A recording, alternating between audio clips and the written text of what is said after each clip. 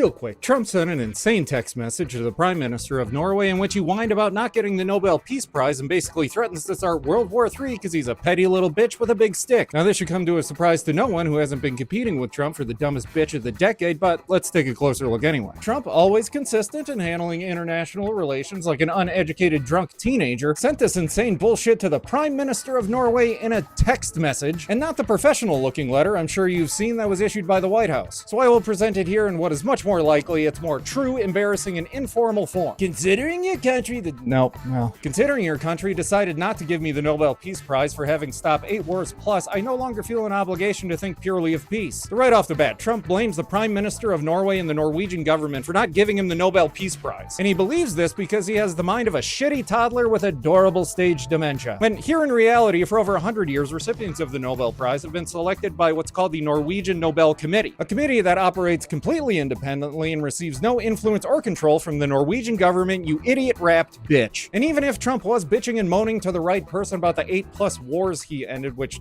he didn't, holy shit, that's insane, it wouldn't fucking matter anyway, because according to the Nobel Peace Prize organization rules, nominations for the award must be submitted by January 31st of the year in which the prize is to be given. Trump had been in office for 11 days at the time the nomination for 2025 was due. Silly asshole grandpa continued, why do they have right to ownership anyway? There are no written documents, it's only that a boat landed there hundreds of years ago, but we had boats landing there also. You want written documents? How about the USA's declaration of Danish sovereignty of Greenland in 1916, stating that the US agrees to Denmark extending its control to include the entire island of Greenland? Or how about the 1951 Greenland Defense Agreement that allowed the United States to keep military bases in Greenland, in which the US again affirmed Denmark's ownership of Greenland? And ever the vigilant historian, Trump said that the United States of America had boats landing in Greenland 300 years ago. America.